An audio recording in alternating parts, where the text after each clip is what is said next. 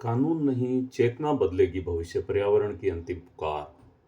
आज हम एक ऐसी सच्चाई का सामना कर रहे हैं, करना होगा, जिसे हम जानते हैं लेकिन अक्सर स्वीकार नहीं करते कि केवल कानून बनाना पर्याप्त है जब तक समाज में उसके प्रति जागरूकता, समझ विकसित नहीं हो। पर्यावरण संरक्षण के लिए हमारे पास अनेक सशक्त कानून हैं, नीतियाँ, न्यायालय के निर्देश हैं, लेकिन यदि आम नागरिक यह नहीं समझता है कि इन कानूनों का उद्देश्य अनेक सशक्त कानून है, नीतियाँ हैं, न्यायालय के निर्देश है, लेकिन यदि आम नागरिक यदि वह नहीं समझता है कि इन कानूनों का उद्देश्य क्या है, उसकी अपनी भूमिका क्या है, ये सारे प्रयास केवल कागजों तक सीमित रह जाते हैं। इसी मूल सिद्धांत को भारत के सर्वोच्च न्यायालय MC Mehta versus union of India जैसे ऐतिहासिक मामले में स्पष्ट किया गया, जहां यह कहा गया कि किसी भी कानून का प्रभावी पालन तभी संभव है जब लोगों को यह समझ हो कि कानून उनसे क्या अपेक्षा करता है। यही कारण है कि न्यायालय ने सरकार को यह निर्देश दिया कि सिनेमा हॉलों में पर्यावरण से संबंधित संदेश दिखाए जाएं ताकि हर वर्ग तक यह चेतना पहुंचे। यह केवल एक निर्देश नहीं था,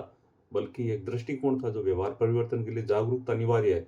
इसी सोच के परिणाम स्वरूप पर्यावरण अध्ययन के शिक्षा के हर स्तर पर अनिवार्य किया गया। यहाँ तक कि बार काउंसिल ऑल इंडिया में ने भी विधि परीक्षा में पर्यावरण कानून को अनिवार्य विषय के रूप में शामिल किया है। लेकिन आज सबसे बड़ा प्रश्न यह है कि सिस्टम सभी को मारने में क्यों लगा हुआ है? क्या यह जागरूकता वास्तव में हमारे व्यवहार में परिलक्षित हो रही है? यह सरकारी निजाम सारी चीजें चट कर रहा है? क्योंकि यदि हम अपने चारों ओर देखें, हमें प्रदूषित नदियां, जहरीले हवा, घटते वन में बढ़ता जलवायु संकट साफ दिखाई देता है। इसका अर्थ है कि जानकारी तो है, लेकिन उसका आंतरिक स्वीकार अभी भी अधूरा है। जागरूकता का अर्थ केवल जानकारी देना नहीं है, बल्कि उस जानकारी को अपने जीवन का हिस्सा बनाना है। जब हम यह नहीं समझेंगे, पानी की एक एक बूंद, हवा का एक एक सांस और प्रकृति का हर तत्व हमारे अस्तित्व से जुड़ा है, तब तक हम केवल दर्शक बने रहेंगे, सहभागी नहीं बन पाएंगे। पर्यावरण संरक्षण कोई भारी जिम्मेदारी नहीं है जिसे सरकार या संस्थाएं अकेले निभाएं। यह हर व्यक्ति की व्यक्तिगत और नैतिक जिम्मेदारी, नैतिक अनुशासन भी है कि हमारी जरूरतें क्या है।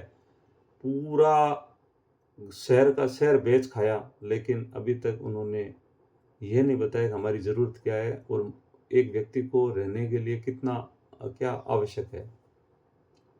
लोग एक एक 10 बाई 10 के कमरे में 20-20 लोग रह रहे हैं और एक ही टॉयलेट में 20 जने इस्तेमाल कर रहे हैं, और एक व्यक्ति है जो 1 एकड़ के मकान में बना बैठा है, 10-10 एकड़ के मकान में बना बैठा है। महल, शीश महल बने हुए हैं, दिल्ली जैसे शहर में बने हुए हैं। ये सोचने की बात है।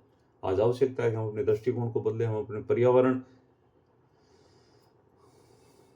को एक विषय नहीं बल्कि जीवन के रूप में देखें। जब हम प्लास्टिक का उपयोग करते हैं, जब हम पानी व्यर्थ करते हैं, हम पेड़ों की अनदेखी करते हैं, हम केवल प्रकृति को नुकसान नहीं पहुंचा रहे, बल्कि अपने ही भविष्य को कमजोर करने। कानून हमें दिशा दिशा दिशा दिखा सकता है, लेकिन उस दिशा में चलना हमारा निर्णय है। इसलिए आज का संदेश केवल इस चर्चा को नहीं, बल्कि यह आह्वान है कि हम जागरूकता की क्रिया में बदलें, ज्ञान को जिम्मेदारी में बदलें और जिम्मेदारी को एक सामूहिक आंदोलन में परिवर्तित करें। क्योंकि अंततः पर्यावरण का भविष्य किसी अदालत, सरकार के हाथ में नहीं है, बल्कि हमारे दैनिक निर्णयों में निहित है। यदि हम इन सत्य को समझ लें, यही जागरूकता हमारी सबसे बड़ी शक्ति बन सकती है। एक ऐसा परिवर्तन जो केवल प्रकृति को नहीं, बल्कि पूरी मानवता को बचा सकता है। धन्यवाद।